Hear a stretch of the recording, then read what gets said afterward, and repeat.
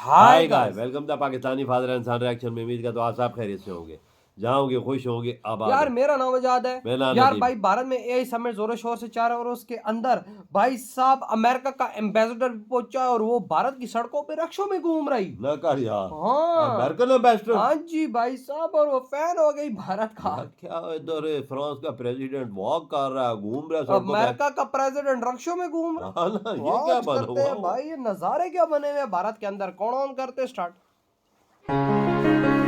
ये देखो भाई, हाँ वही यार, ये तो रक्षों में विजिट कर रही हर जगह का। है ना, क्या लेवल है वो यार, मजा तो भारत में आके शादी। रात का वक्त बेंगलुरु की सड़कें और सफर किसी लग्जरी कार में नहीं बल्कि ऑटो रिक्शा में। दरअसल भारत में अमेरिका के राजदूत सर्गियो गौर ने बेंगलुरु में बीजेपी सांसद तेजस्वी सूर्या के साथ एक खास शाम बिताई। क्या कहना चाहेंगे कि ये देखिए कितना इजी घूम रहे हैं, किसी चीज की टेंशन नहीं, कोई सिक्योरिटी नहीं, कोई चक्कर नहीं, एम्बेसडर है वो बंदा। ये सिर्फ सैर करने का वीडियो नहीं बल्कि भारत और अमेरिका के अच्छे होते संबंधों की तस्वीर है, जहां इस दौरान दोनों के बीच गलियों में जा रहे हैं, स्ट्रीट फूड खा रहे हैं और वहाँ पर देखें खुद को कितना सेफ महसूस कर रहे हैं।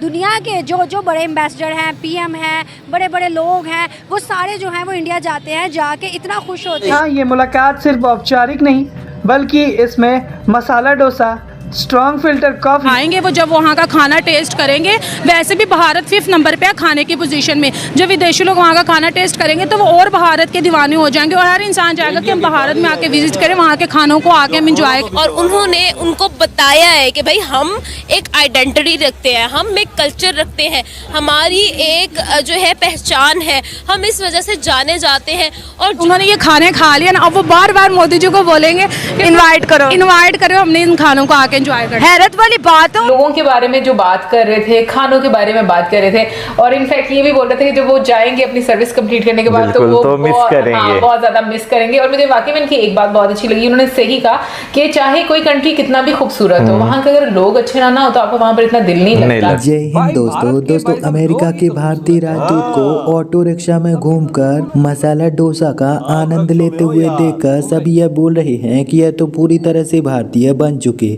अब दरअसल बीते कल अमेरिका के भारतीय राजदूत सर्जियो गौर कर्नाटका के शहर बेंगलुरु पहुंचे, जहां पर उनका स्वागत कर्नाटका के मुख्यमंत्री सिद्धारमैया के द्वारा बहुत ही अच्छे तरीके से और धार्मिक तरीके से किया गया।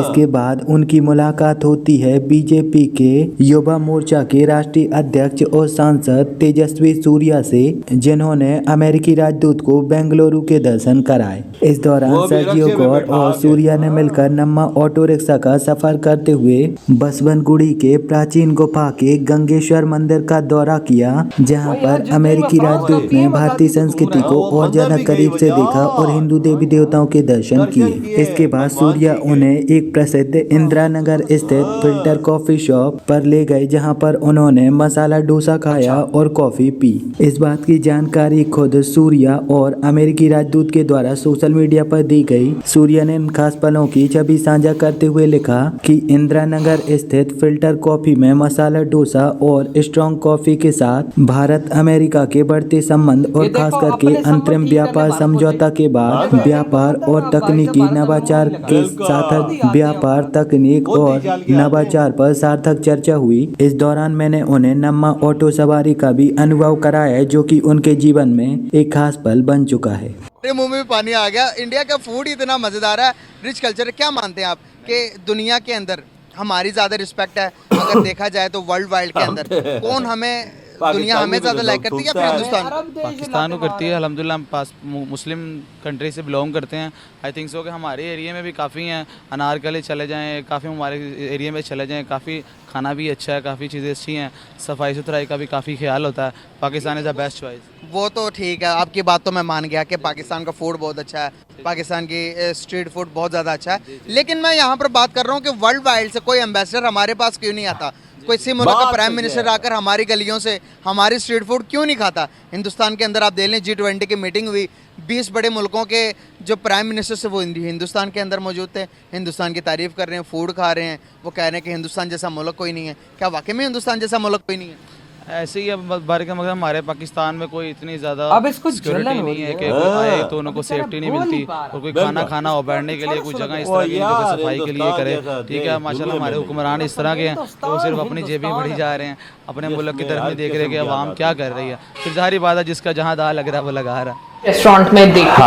अब ये जो एक रेस्टोरेंट है ना, ये वाकई में ऐसी जगह लग रही है कि जहां पर आप जाकर ना घंटों टाइम स्पेंड कर सकते हो, गपशप लगा सकते हो, यानी कि एक अलग ही वाइब है। मुझे ऐसा लग रहा है ना जैसे हम लोगों ने पहले जो ब्लॉग्स देखे ना, तो उसमें जो आई थिंक कुछ रेस्टोरेंट ऐसे होते हैं जैसे पारसी रेस्टोरेंट होते हैं, वो भी इसी तरीके की जगह जो है वो बनी होती है। अगर मैं गलत नहीं हूं तो मुझे प्लीज, अगर मैं गलत हूं तो मुझे प्लीज करेक्ट भी कर दें और मुझे क्षमा भी कर दें, क्योंकि भी हो जाता है कभी। जो चीज है बीइंग अ मुस्लिम, जो मैं आपसे समझना चाहती हूँ कि सनातन धर्म में लोग वेजिटेरियन क्यों होते हैं, नॉन वेज क्यों नहीं खाया जाता सनातन धर्म में? इसके पीछे क्या हिस्ट्री है, क्या थ्योरी है कि सब कहते हैं कि हम नॉन वेज नहीं खाते? तरस खाते हैं। देखिए, इसको सनातन धर्म को समझने के लिए ना जरूरी ये है कि आप किस चश्मे से सनातन धर्म को समझना चाह रही हैं। पहले, इससे पहले कि मैं ये बताऊं कि भोजन के बारे में क्या कहा गया, आपको ये समझना पड़ेगा कि धर्म और रिलीजन क्या एक चीज है? ये नहीं है। जैसे रिलीजन या जो जिसको आप कोड ऑफ कॉन्डक्ट कहती हैं, जो अब्राहमिक फेथ की देन है, जिसमें कि इंसान को जीवन कैसे जीना है, यानी वे ऑफ लाइफ, वो पूरा एग्जॉस्टिवली दिया रहता है, उसको अब्राहमिक फेथ कहते हैं, जिसकी शुरुआत यहूदियों ने की। यहूदियों ने सारी दुनिया को पहली बार ये बताया कि भाई ऐसा है कि ये जो मूर्ति पूजा होती है या जो शिर्क होता है ये गलत है और भगवान की सिर्फ पूजा करनी चाहिए। उस कॉन्सेप्ट को, यहोवा की सिर्फ पूजा करना चाहिए, उसको 10 कमांडमेंट्स कहते हैं। वही 10 कमांडमेंट्स बाद में जब जीसस क्राइस्ट थे, उन्होंने ये कहा यहूदियों से कि तुमने, चूंकि वो खुद भी यहूदी थे, तो उन्होंने कहा कि हमारे पिताजी, यानी वो खुद को सन ऑफ गॉड मानते थे, के द्वारा दिए गए नियमों को तुमने इतना सख्त बना दिया है कि उसमें से जीवन खो गया है, सिर्फ नियम रह गए हैं। तो उन्होंने कहा it's time that you should start seeing rules more flexible, compassion और इस सब की जगह लाओ। तो उन्होंने फिर उसमें ना new compact, new contract, new covenant अपने गॉड के साथ हुआ और फिर उसको आप न्यू टेस्टामेंट कहती हैं। ओल्ड टेस्टामेंट में रिफॉर्म लाए गए और न्यू टेस्टामेंट यानी बाइबल कहा गया।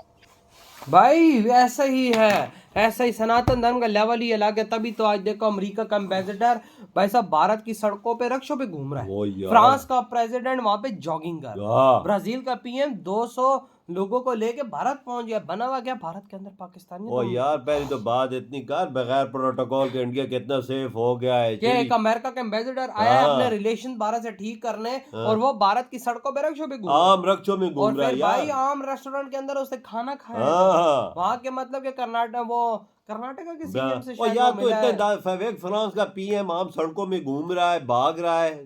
और भाई आज ऊपर से देखो ना अमेरिका का एम्बेसडर जो पहुंचा है भाई साहब, वो क्या कर रहा है? आम रक्षों में भाई घूम रहा वो है, मीटिंग्स कर रहा है, मोदी जी से मुलाकात लेने के लिए टाइम निकाल रहा है, लेकिन मोदी जी एक पीएम है, एम्बेसडर से कहाँ मिलेंगे वो? ये कौन बात से तो तो भाई साहब नॉर्मल सीएम या एम्बेसडर ही कोई मिला तो मिला सीएम में या एमपी वगैरह। भाई साहब ये उस तक ही है भाई। अगर तुमने वाकई में भारत से कोई डील करनी है, अपने हालात ठीक करना है, तो पीएम आए, ट्रम्प आए भारत में। ट्रम्प को भी टाइम लेना पड़ेगा मोदी जी से। अब भाई सीधी सी बात है, भारत इनको मुंह नहीं लगाता। इनकी सुलग रही है कि क्यों भारत हमें मुंह नहीं लगा रहा। भारत के अंदर इस टाइम एआई का हब बना हुआ है, बिल्कुल पूरा वर्ल्ड भारत के अंदर इकट्ठा है, तो भाई ये भी पहुंचे ही। लेकिन भाई ये भी एक दफा हिल तो गया है, कहता होगा यार ये भाई हम प्रोटोकॉल के बगैर निकलते नहीं, और भारत में तो एक रक्षे में हम घूम फिर रहे हैं प्रोटोकॉल के बगैर। बात सच है, वो तो प्रोटोकॉल होता है वजह, ये तो प्रोटोकॉल हम रक्षों में देखना। भारत में कोई प्रोटोकॉल नहीं, क्योंकि भारत इतना सेफ कंट्री है, किसी को घंटा ही फर्क नहीं पड़ता कि तुम किसी देश के पीएम हो तो क्या हो, वो अपने काम से काम रख के अपना जा रहे होते हैं भाई, काम कर रहे किसी को नहीं पता ये कौन है कौन नहीं, अपना हर बंदा अपने काम में लगा होता है। जाहिर सी बात है,